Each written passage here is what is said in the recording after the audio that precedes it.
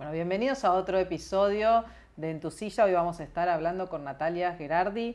¿Quién es ella? Es abogada feminista, docente argentina, principalmente directora ejecutiva del equipo latinoamericano de justicia y género, conocido como ELA. Es docente de la Universidad de Buenos Aires, de la Universidad Nacional de Lanús y la de La Plata.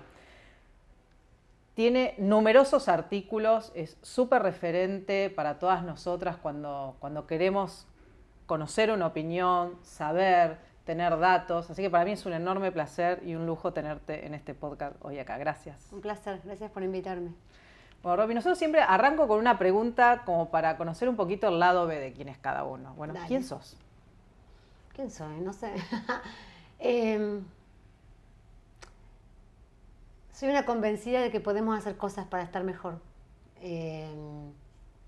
Soy abogada de formación, eso es lo que estudié, pero soy una mamá, soy esposa, soy hija, hermana, amiga, compañera y sobre todo convencida de que trabajar juntas, de que vincularnos, conversar, conocernos, nos ayuda de diferentes maneras a vivir mejor, y supongo que ese es el objetivo. Qué lindo, vivir mejor. Sí, es lo que todos, ¿no? Queremos, vivir mejor. Decime, yo soy una mujer de 45, soy de los que podríamos decir los privilegiados, ¿no? Soy una mujer privilegiada, he tenido educación, he podido hacer lo que me gusta, que no todo el mundo puede. No. Pero siempre en nuestro recorrido nos encontramos con un montón de sesgos, discriminaciones. Bueno, ¿qué empieza a pasar a partir de mi edad? Yo ya tengo 45. ¿Qué me espera? Yo creo que si hay algo que marca cierta generación y cierta etapa de la vida, aún en condiciones de privilegio como las que compartimos. Exacto. Probablemente, es la sobrecarga de cuidados. Es la forma en que no terminaste de cuidar para abajo y empezás a cuidar para arriba. Y para los costados, y ojalá te quede algo de tiempo para cuidarte a vos misma. Y eso la verdad es que genera tensiones. Y a veces frustraciones, muchas veces genera cansancio y la necesidad de ver cómo resolver esas tensiones, ¿no? Y me parece que en eso nuestra generación, además, o sea, no solamente la generación de 45, 55, pero también este momento histórico en que está muy extendida la incorporación de las mujeres al mercado de trabajo, muchas veces también de nuestras madres. Entonces, la abuela cuidadora de la de antes no existe, no. Porque es una mujer, por suerte, joven, activa, ocupada, ¿no? O ya es mayor y entonces sí requiere de acompañarla a ella o a ellos también. Entonces, estamos como en un sándwich, ¿no? En un medio incómodo, donde también gran parte de la sociedad cambió y acompañó esos cambios, pero tampoco del todo. Y entonces, bueno, estás ahí tratando de sobrevivir a la necesidad, claro, o las ganas o la expectativa de ser la que todo lo puede, y es obvio que nadie puede todo. No, yo a la Mujer Maravilla... La desterraste. No, olvidate. Obvio, no. Pero está bien. O el equeco, que podríamos decir si lo queremos hacer más nuestro. Pero digo, no, la verdad que uno de los desafíos que tenemos, no tenemos referentes para envejecer, porque la edad nuestra se ha extendido generacionalmente. Nos transformamos, como vos decís, en cuidadores, a los costados, adelante, atrás. En eso nos podemos perder nosotras mismas de, bueno, ¿qué quiero en esta etapa? Porque puedo querer cosas distintas, lo que quería puede no ser, puedo querer otra cosa. Bueno, ¿cómo nos damos permiso a eso? Pero también cómo podemos trabajar en esas habilitaciones. ¿Qué nos falta?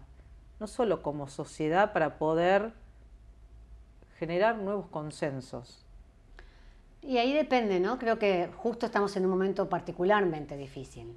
Yo me preguntabas esto hace unos años y te hubiera dicho, creo que generamos algunos consensos amplios, que fuimos transformando el sentido común hacia algo más igualitario. Yo creía que había un sentido común más igualitario, extendido y sólido, ¿no? la realidad de hoy en Argentina, en la región y en buena parte del mundo muestra que eso no es necesariamente así, que hay muchas tensiones, muchos desencuentros, que lo que podemos creer que es la necesidad de acordar en condiciones igualitarias para todo el mundo, que puede requerir ajustes y acompañamientos y apoyos especiales para ciertas personas, ciertos momentos, para muchos otros es una afrenta a la igualdad, cosa como rara. Y bueno, creo que ahí estamos en un momento particular de la historia. Yo creo que vamos a atravesarlo, un poco volviendo a lo que decíamos al principio, si podemos hablar, si podemos volver a encontrarnos, si podemos volver a poner aquello que tenemos en común, ¿no? De manifiesto. Momentos así en la historia ha habido muchos, ¿no? Coincido con vos, con la mirada de un momento muy particular. Ahora, ¿qué hacemos hoy? Mira, creo que también hay una etapa, estamos como en el color de la época es la sobredosis de información. Sí.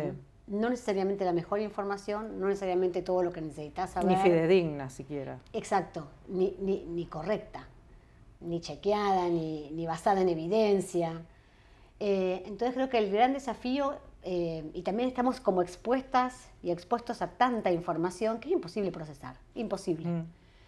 Entonces creo que el gran desafío es vincularte más allá de las consignas y tratar de conectar profundamente con algo, pero al mismo tiempo permitirte dudar y permitirte repreguntar y chequear con otros y no sé qué.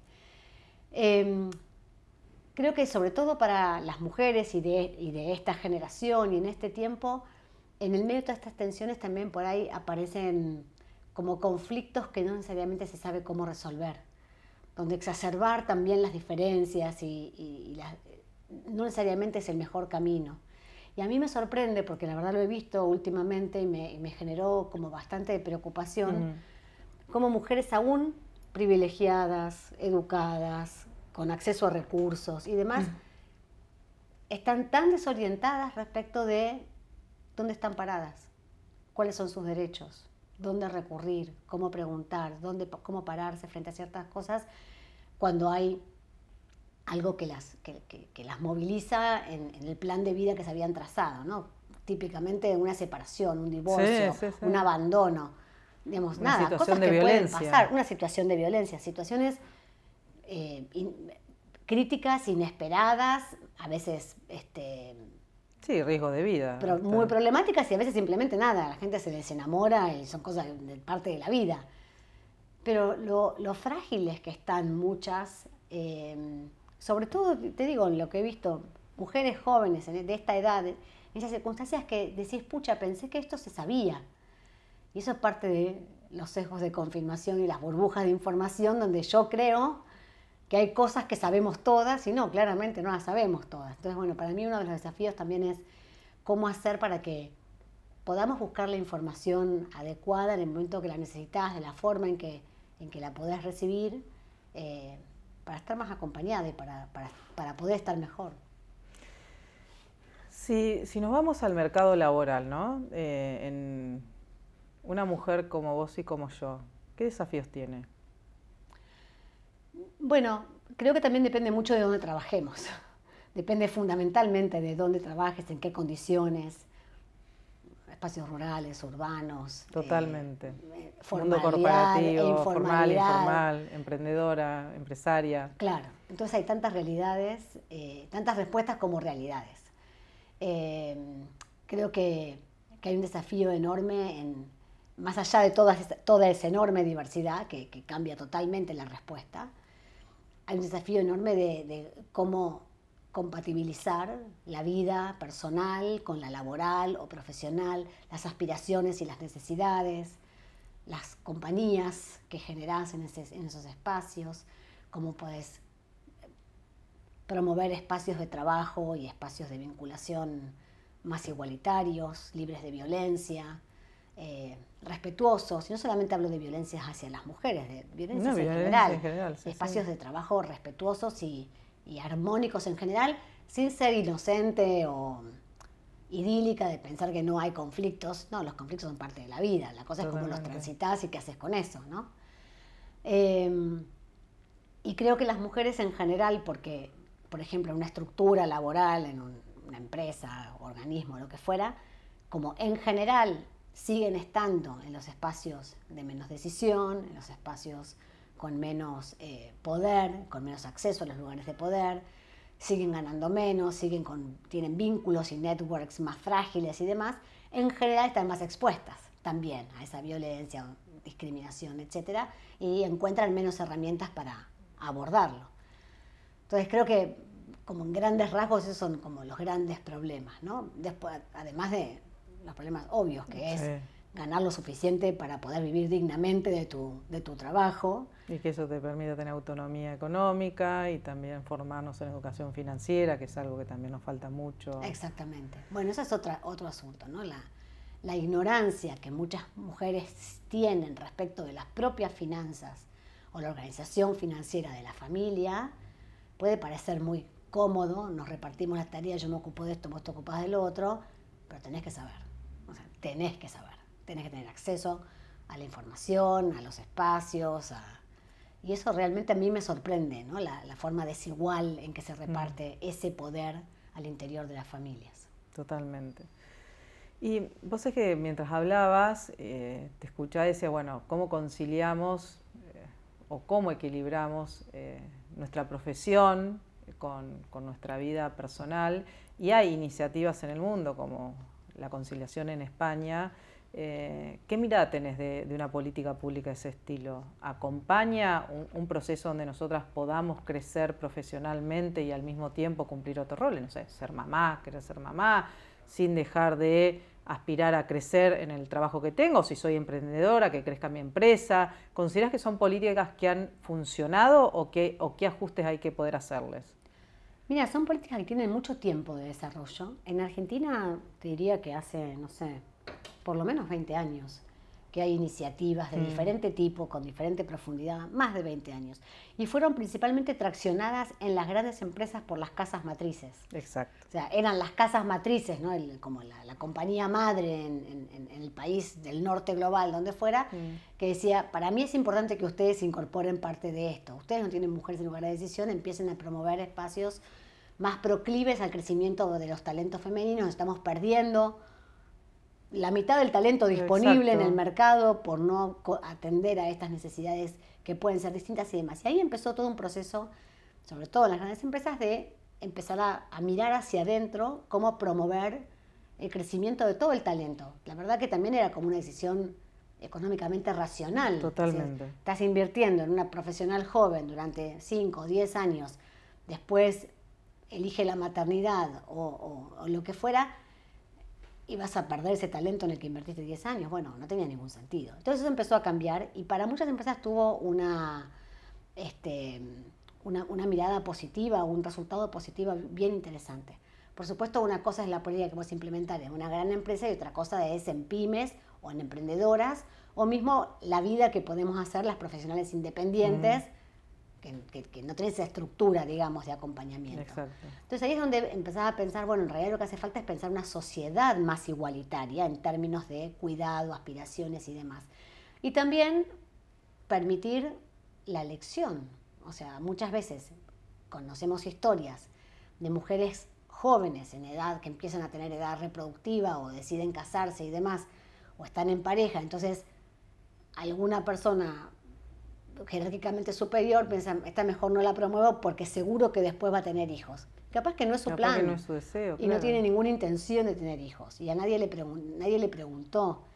Ni habría que preguntar, pero quiero decir, se asume que las mujeres somos o debemos ser madres. Y si no querés ser madre, tenés algo malo y no sos una buena mujer. Eso por suerte las generaciones jóvenes han cambiado un montón. Sí. Por lo menos en nuestra generación lo ha vivido más. Creo que sí. Pero en estos nuevos tiempos que corren, ahora hay quien cree que eso es un problema, porque nos estamos despoblando. Bueno, no, por ahí estamos siendo un poquito más libres. Por ahí hay que pensar por qué la gente elige tal vez tener menos hijos o retrasar la maternidad cuando se puede elegir, y si cambias ciertas condiciones o promover ciertas condiciones, las elecciones se van a tomar en mejores condiciones y tal vez eso cambie o no. Pero bueno, ¿dónde pones el énfasis, no? Yo creo que siempre hay que ponerlo en la decisión personal, autónoma, libre, en las mejores condiciones en que puedas tomar esas decisiones. Ahora, las políticas públicas, las políticas de las empresas, pero también las políticas públicas cuando eso se promueve desde las regulaciones, por ejemplo, a través de las licencias, que no sean solo para las madres, sino también para los padres, que promuevan espacios de cuidado para que las familias puedan elegir la estrategia de cuidado que mejor les venga en gana, que mejor se acomode a sus intereses, sus valores, ¿no? Su ideal, qué sé yo. Todo eso contribuye a que tengas más opciones, ese abanico de opciones se amplía para elegir cómo querés desarrollar tu vida personal, familiar, laboral, económica, de una mejor manera. Y al final es cómo vivo mejor. Exactamente. Bueno, muchas gracias, Natalia. Un gusto.